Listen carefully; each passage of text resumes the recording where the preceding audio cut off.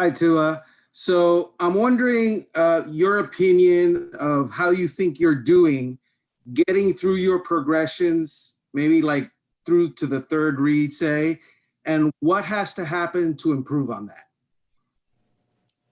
Yeah, I think the way I feel about my performance is there's always things that I can continue to get better at. And I think that's day in and day out, every day of the week.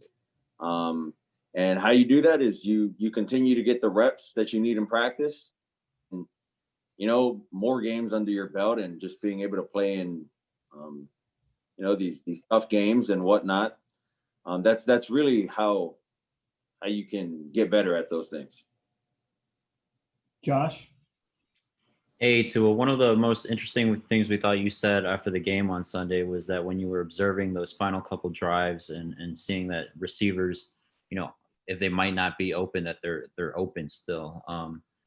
Since Sunday, obviously, have you had conversations with some of your receivers I know you talk to them every day, but since then, just about kind of creating more space and knowing when to get the ball to them?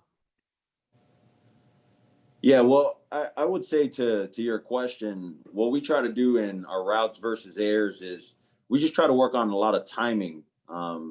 And I think the biggest thing for me is I need to be better at, if it's not there, trying to extend plays, and our guys trying to get open and try to find holes to where we can get better with our scramble drills, if that makes sense. Cam? Hey, Tua, I'm curious, when you were at Bama, obviously you had a lot of speedy receivers who kind of would streak open at times, and now you have a lot of bigger receivers who may be more jump ball specialists. How does that kind of transition for you, having different type of receivers and having to adjust to that? Exactly what you said at the end. I think that's what it is. It's all about adjusting. We have a fast guy. I think all our guys are fast. The thing is, we really have one really, really fast guy, and that's Jakeem. And, I think for me, it's just finding who I'm throwing to, knowing the timing with those guys, understanding who's running that route, and things like that. So it's really just all about adjusting. So that's why we have practice, and I got to continue to be better on giving these guys opportunities to have good run after catches. Adam? You probably experienced this past week what who've been covering Brian Flores for the last couple of years have known that he is an in the moment, win the game type of coach. I'm curious, when you first met him, you built the relationship with him, 6, 7, 8 months ago, whenever it was. What were your first initial thoughts about him as a coach, and I guess how they evolved in the time since? Yeah, Coach Flores is a very passionate. He's very passionate as a coach. He's very disciplined as a person. With the things he does. I would say as a team, the more success we have, in a way, the guys start to kind of lay back a little, but that has never been the case while I've been here with Flo. We never change anything. And the recipe to success is how we go out and practice every day. And it's really, with his philosophy, is you got to work hard, to go out and, be successful. Travis? Hey, Tua, good afternoon. You often point to Fitzpatrick's tutelage as a big help to your game. And, since you're playing a team you've already seen this year and have a tape where he went out and played against this defense you're going to see on Sunday, how does that kind of help benefit your preparation this week? I would say it helps tremendously. Fitz has been out there and he's seen this defense. He's played against them. I've only had about 3 snaps against them the last game we played. And, just hearing his thoughts on where he would go with the ball, how to manipulate guys in the back end, and, also where we want to attack these guys. But I think, a big deal with this too is I have to take ownership on, being disciplined with seeing things for myself as far as the film, looks that they give and whatnot. And to me, it goes back to discipline, kind of like with what, with what Coach Saban actually said. You either suffer from the pain of discipline or you suffer from the pain of defeat. We'll take two more. Hal? Hi, Tua. One of the things that has been talked about quite a bit in the past several days is sort of a concern about, hey, if you pull a quarterback, you could be, messing with his confidence. And we asked Brian about that the other day, and he said, hey, Tua's a confident guy. I'm not worried about that at all. You know yourself better than anybody. So where is your confidence level now? And are you avoiding any temptation to look over your shoulder during a game? Yeah, I would say my confidence level as a person, it never varies. It stays the same to me. And like I said, with whatever happened, in a Broncos game, it was really for the benefit of the team. And the conversations that we kind of had to, in a way, leading up to it are, in-house, and I don't know. It just can't be explained if that makes sense. But there's no looking behind me or to the left or to the right. It's, what I can do, to help our guys be successful. And, we have another week, another opportunity to do that. Last one, Safin. Hey, Tua, going back to the tight windows and not being able to, take the completions out there like Fitz had told you. Are you kind of afraid to make some mistakes out here? Is that something that's kind of playing a factor into maybe some of your timidness as a passer? Well, I would say to that question, it's not me playing, like I'm scared or anything. It's me trusting what I see. If I don't see the guy open, I'm not going to throw it. And that's really how it's been, in the games and also in practice too. So it's one of those things where you just got to practice. You see it, you practice, get throws with guys in tight coverages and, tight windows. And then you kind of dictate, how you felt through that. And if you didn't like it, then, it won't happen in the game. So that's kind of how I see it. DeVante, I started off light. We all saw your cartoon that came out this week. I'm curious, what sort of reaction have you got from it from people, whether it's this week or in the past, and what has it meant to you? I said a lot of people want to be on there. People from the team always ask me, I'm like, I got you, but yeah, I think that's something big to me. That if people like it and that they want to be a part of something like that. I just think that's, it makes me feel good, really, that they want to be part of something like that going on. Joe? Hey, DeVante, I wanted to ask you about how you have seen Tua respond to, being pulled from the last game. How has he responded to that? He responds well. Tua, his confidence is still there as it was during the game, but yeah, his confidence is still there, and he'll be just fine. That's all we got. But a few more, we got other games. We still got plenty more games left, so we got plenty of time to bounce back. Safin? DeVante, as a player who expressed some confidence issues yourself in the past, what are some things that you could probably tell Tua, moving forward to help him out in that regard? Come on, man. I ain't have no confidence issues with me, but I just probably just got to talk to him. Just tell me everything will be okay. There's other games ahead. Just move on. You got to move on. Play back game. Like if I drop a pass, move on. Next play.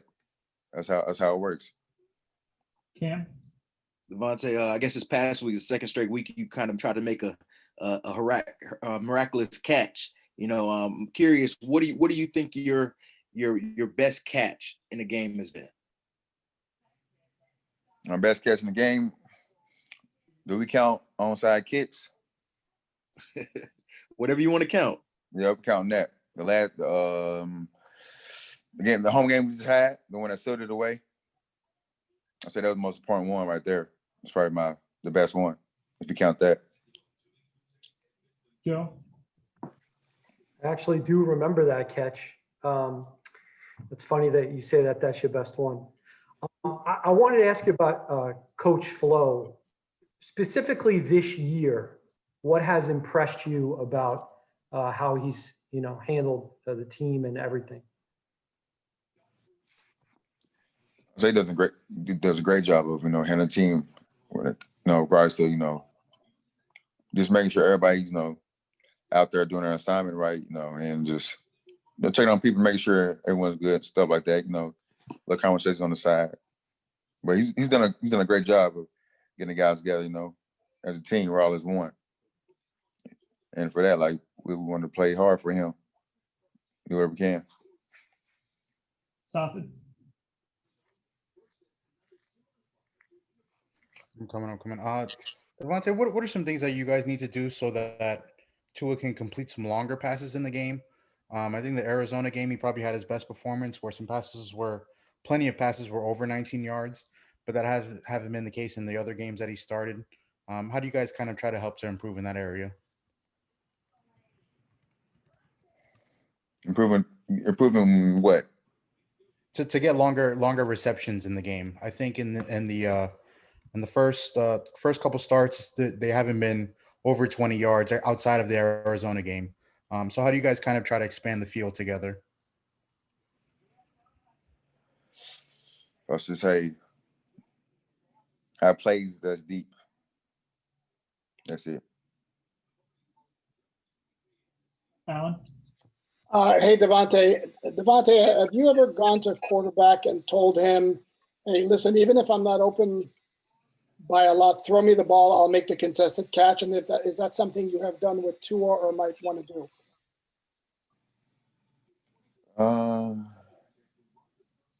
I think I've done it. Yeah, I've done it in the past, like in college or something.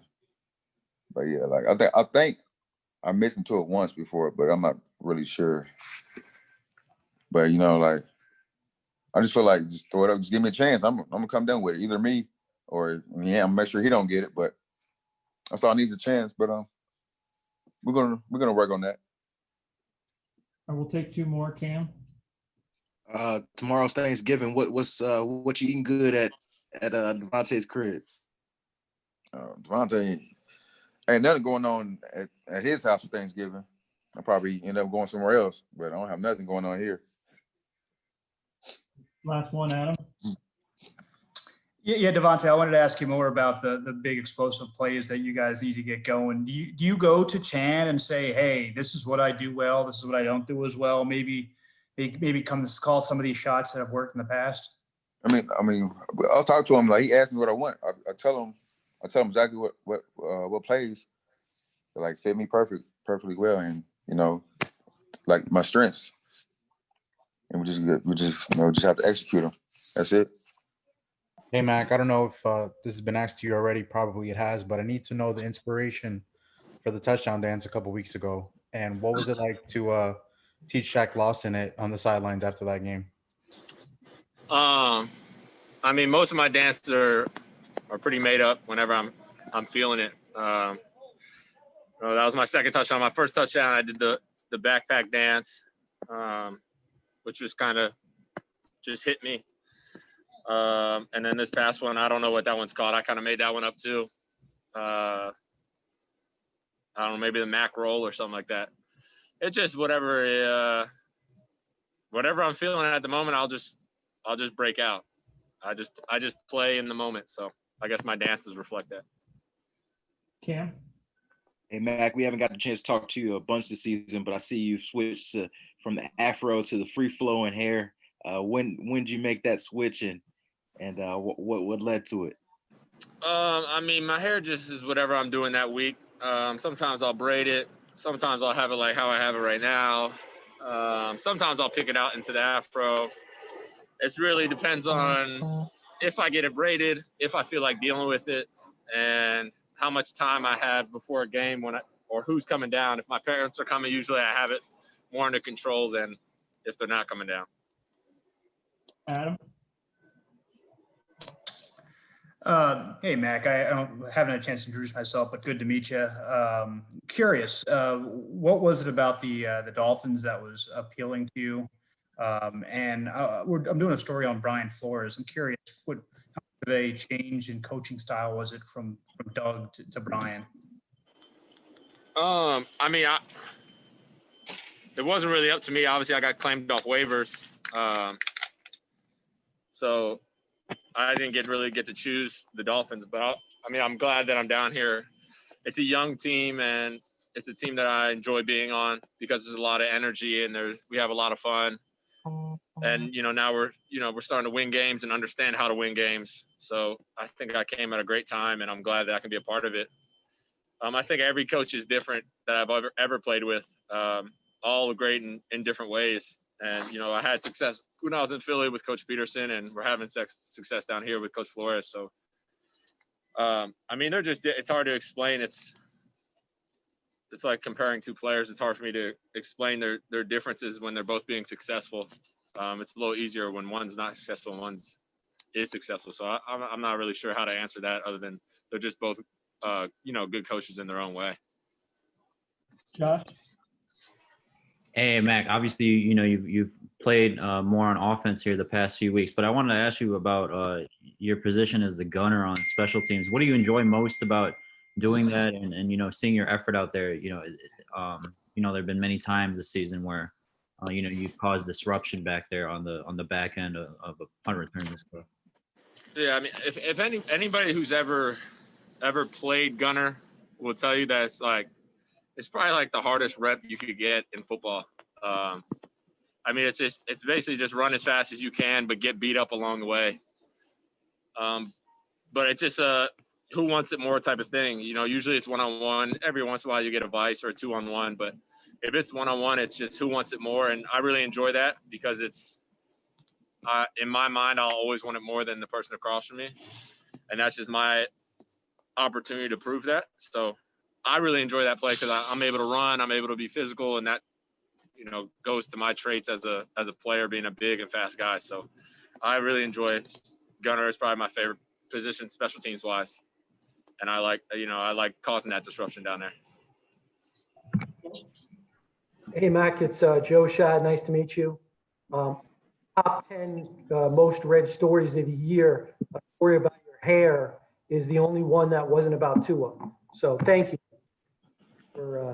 I didn't get a chance to ask you about it, but I still wrote a story about it. So it was Well, hey, I appreciate it. I wanted to follow up on what Adam was asking about with Coach Flo. I'm originally from New York. He's from New York. He's from Brooklyn. How does Coach Flo's personality and leadership style sort of align with the perception about, New Yorkers and New York natives? I lost you on that last half. How does his style do what? How does his personality and leadership style sort of align with what the perception of New Yorkers is? He's obviously a New Yorker. We're all going to New York. I don't know. I don't really know the perception on New Yorkers really. So I'm not really sure. Coach Flo he expects a lot from everybody, and there's nobody who's, whether you're practice squad or you're the starting quarterback, he expects the same from you. He expects you to be great. He expects you to play at a high level. So I don't know if that's what New Yorkers are. They expect a lot from you. Then New Yorkers aren't half bad. Hey, Antonio, nice to meet you, man. Could you give us a description on what this journey has meant for you and what it meant to suit up a few weeks ago? And obviously, you've had a catch since then, just knowing the process and the steps that it took to get this far. Oh man, it was a journey. Oh man, it was a tough one, but my agent stayed in my corner. My agent stayed on me. And I just worked hard every day until somebody gave me an opportunity, and it happened to be Coach Brian Flores and the Miami Dolphins. Adam? Was there a point, Antonio, that you didn't think this opportunity might come, that you thought your days in football were over?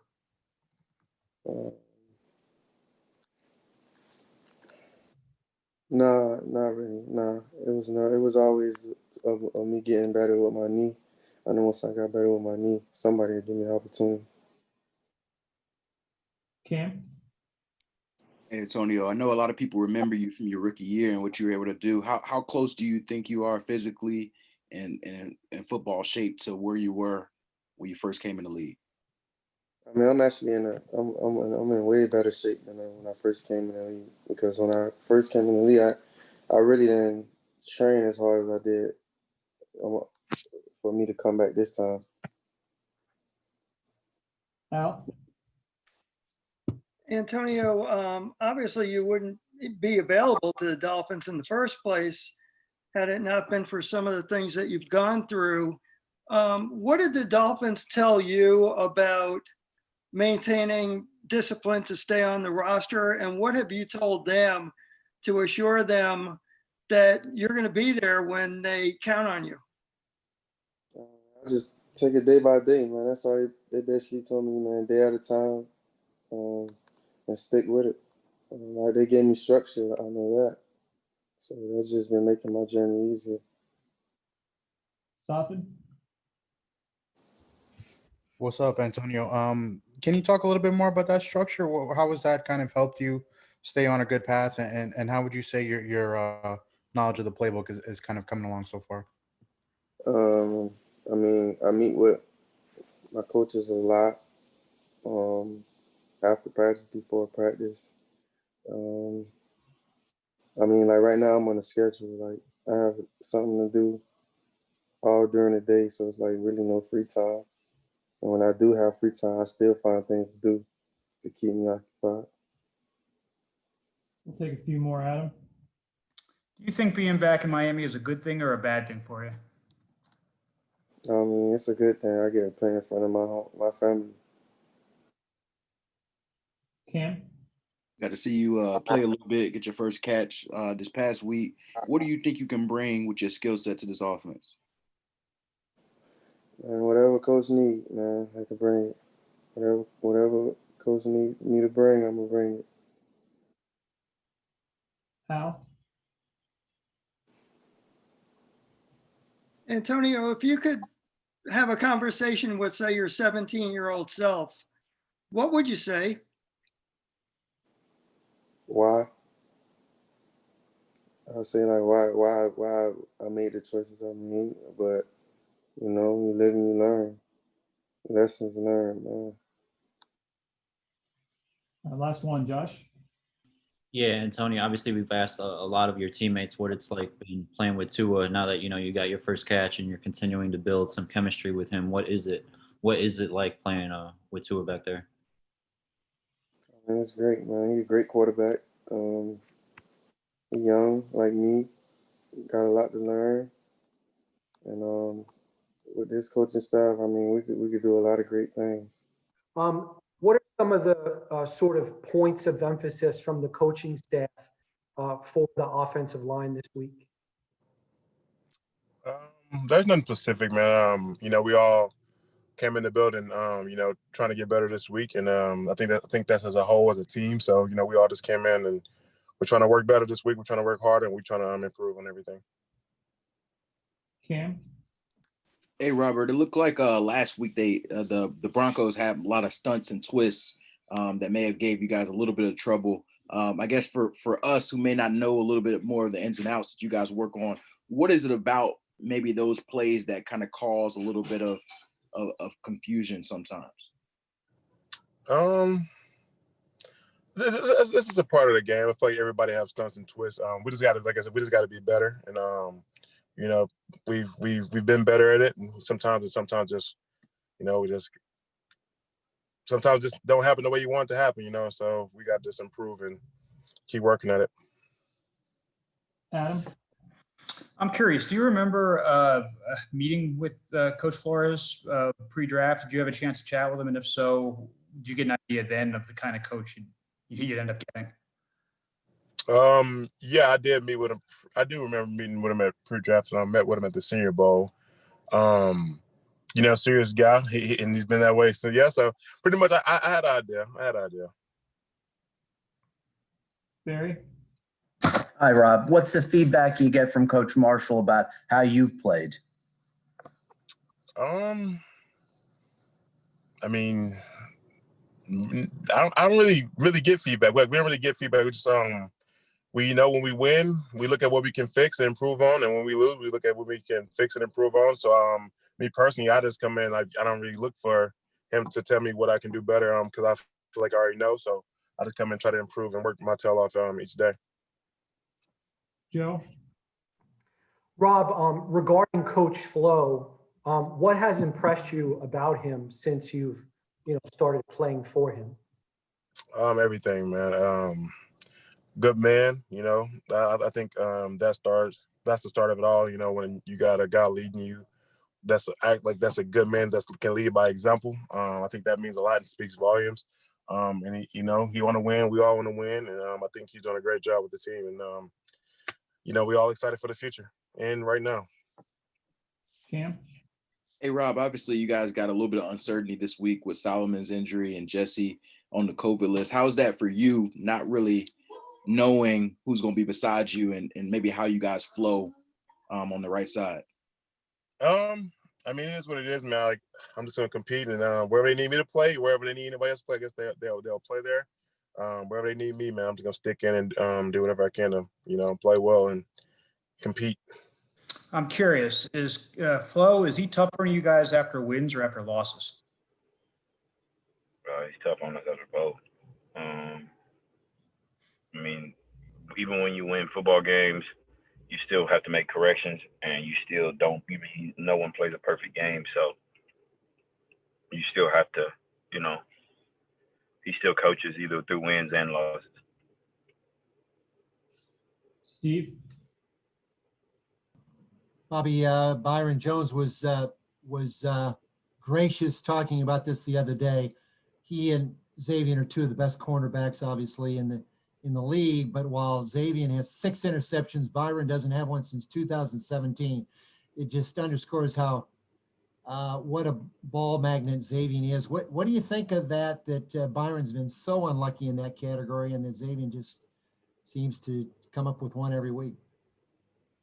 I mean, I'm not going to sit there and, say this guy's doing this and that guy's doing that. I mean, no one's unlucky. We're all fortunate enough to be here and be in position we're in. And, if the ball he's not catching picks, the ball's not coming your way, you're winning football games, you're getting stops, and, he plays good football. That's, that's a credit to him as well.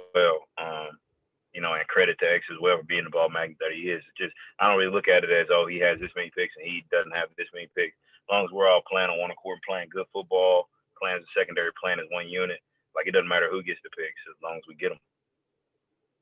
Cam? Bobby, what's up, man? You guys were on a high, obviously, on the 5-game win streak, and then you finally took a setback this past week. Is it a different vibe at all this week compared to previous weeks after the loss?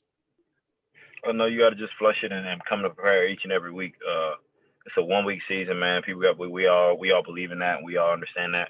Understanding that, every Wednesday you got to come to work, and it's your next opponent. So regardless you won or lost last week, you got to put your hard hat on and go to work this week. And it definitely was a little, it's definitely good to get back out there after a loss and fix some of the things that we got wrong. Joe? Hey, Bobby, I wanted to follow up on Adam's question about Coach Flo. Since we met him, and I'm sure since you met him, he's talked about wanting to be smart, tough, and disciplined. And I feel like he's moving the program in that direction. So my question is, what have you found to be unique about Coach Flo that has helped establish that? Just, he demands what he asks for, and as a defense, as a team, offensively, special teams wise, we all understand you have to be hard, smart, and tough to play on this team, and play, to do the things he asks. I mean, he's a unique coach in a way that he can get the best out of his players, and he's a great teacher, great coach, and we're just trying to just be the best we can each and every week for him, and same vice versa he is for us. Adam? Bobby, I'm curious, how much have you been able to go up against Antonio Callaway in practice, and what are your thoughts? We've only seen a handful of snaps with him in a game. Yeah, he I know Callaway been in this league for a little minute as well, especially with the Browns. I still remember the slant he took for like 60 yards to the house. I forgot what game it was I was watching, but you know, he's a good player. He's coming along. He's learning the playbook. I'm sure. You know, I don't know what you want me to tell you on his snap count. That's not really my job, but I can say I know he's a good player, and he looks like he's getting better and better each and every week in practice. We'll take two more, Travis. Hey, Bobby, a couple of times on this call, you've alluded to some corrections you guys want to make, you know, from last Sunday to this Sunday. I'm curious from both your personal perspective and as a defense, what are some of those corrections you're working on? Bro, I can't tell you that.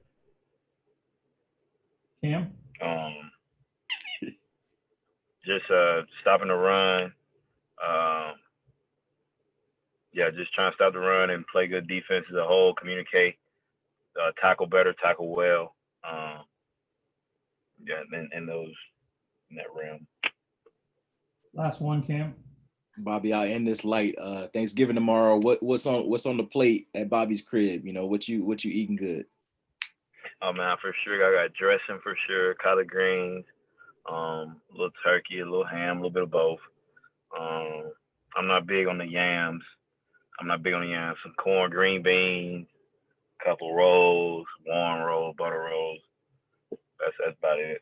A nice Sprite. It's Thanksgiving. I don't gotta drink so much water. I give me a nice Sprite.